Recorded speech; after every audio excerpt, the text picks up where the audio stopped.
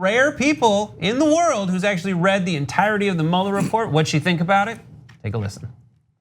You know, I've read the Mueller report, and they outline in that report, and it was a team of some of the best career people in the Department of Justice who were a part of that. Career people who had been in the Department of Justice. There are at least 10 separate incidents of obstruction of justice. I am also clear from reading what he wrote in that report that the only reason they did not return an indictment against this president on obstruction of justice is because of an opinion from the Department of Justice that suggests that you cannot indict a sitting president. But there is no question that the evidence supports a prosecution of that case.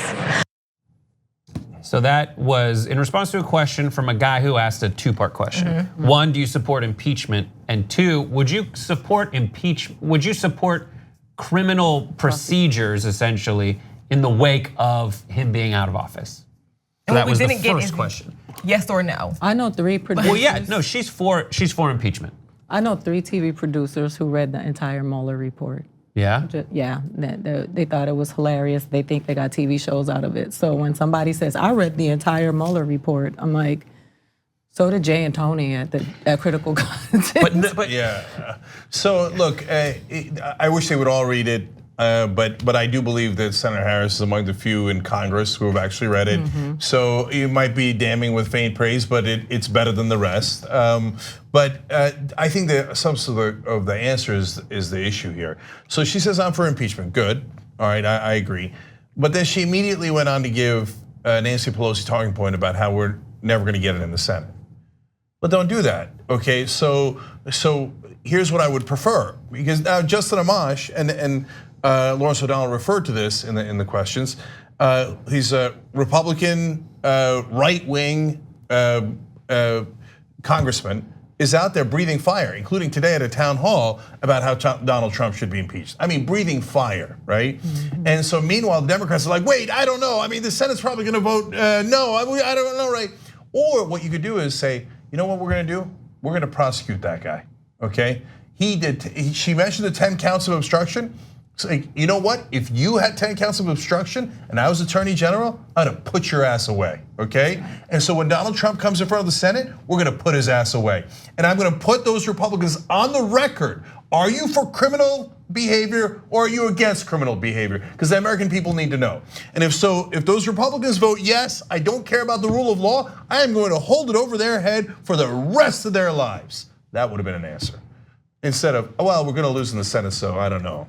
Yeah, right? That's it. It's weird. I see everybody clanking around between like a Pelosi argument and then the we should impeach, and she kind of is clanking around. She's clanking around in that because it's that political calculation. Like I think that generally people consider this line of attack from Kamala Harris as like, you're the prosecutor. If anyone I'm gonna watch prosecute this, I'd like it to be you because I've seen you do that more or less. But she doesn't take a very strong stance on it. But she does say she wants to impeach, and then she's asked by this guy, she follows up with her answer to the second part of the question, would you continue with some kind of prosecution after he leaves office? Here's her answer. So taking it to the point of your next question, absolutely. Listen, I believe that there needs to be transparency, there needs to be accountability. There is a clear track record of this president and members of his administration obstructing justice, not to mention what we have seen from the current Attorney General of the United States, who I questioned in the connection with the Judiciary Committee, who clearly thinks his job is to represent the president and his peculiar interests as opposed to representing the people of the country in which we live. So there is a lot of work to do, and I plan on seeing it through. Lock him up. Right, Yeah, that's all I want. her. She was harder. She has admitted herself, at least, that she threatened the parents of truant students to try and get them back in line, but that it was all just a scare tactic. So scare this man. Tell voters that you're about to throw him in prison. If you vote me in, he is going to jail. I don't care for what, I'm gonna find something. He's going to jail. I wouldn't go and that then far. later say, hey, it was all for show. Like, listen, I had to get you riled up. You know what I mean? No presidents were actually thrown in jail. But that goes to an important point. That's why I thought the second part of his question was kind of really interesting and kind of dangerous, right? And so I'm like, what I mean by that is dangerous for a politician. So I'm like, whoa, how's Kamala going to handle that, right? Because so for me. So first, let me give you the range of the answers, and then I'll tell you what I would do and then what she did, right? So for example, Bernie's not great on this. He's very slow to go to impeachment. Now, the Betos and the Kamalas are like, my pollsters tell me 80% of Democratic primary voters want impeachment, so I check off the box for impeachment, but I'm going through the motions, right? Then you get to Elizabeth Warren, she's like, when do we impeach this guy? Let's go, right? Let's go, right?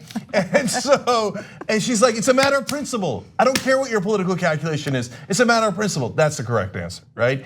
And so in terms of like afterwards, look, my answer would be a nuanced one.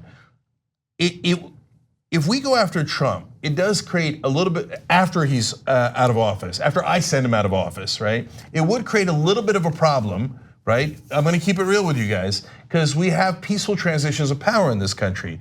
So if we start locking up our ex-presidents, it's a little bit of an issue for how we do things, and then it's gonna make him not wanna leave office. It's gonna make the next guy not wanna leave office. That's why people are careful about this. But on the other hand, this guy has broken 2 laws while in office that we're absolutely positive of: obstruction and campaign finance violations, let alone all the financial crimes he's done throughout his life. So what am I gonna do, let him slide on that? The answer is, I can't let him slide. No. So whoever's doing a prosecution, through normal channels, we will never politicize it. But if the New York State's got something on him, I'm not gonna come in and say, don't prosecute him, he's above the law. I'm not gonna do that. So if the Justice Department has it, it's not political. If it's political, I'll kill it immediately. But if they got him on an actual issue and they're going to prosecute because he's not a sitting president anymore, would I let that proceed? Of course, I'm going to enforce the rule of law. So that would be an answer. She gave, as usual, squishy. Right, and she could take that back to like just criminal justice in general. She'd be like, listen, there's a lot of people who go to jail for nothing. This guy has done everything, he didn't go to jail. And I want to say, I'm tempted to say, if you'd go to jail for it, he should go to jail for it. Great but guess answer. what? Right. But guess what? If you'd go to jail for a lot more stuff than most people would go to jail for, because the justice system's so messed up in every possible way. And she could say, I know because I sent them there.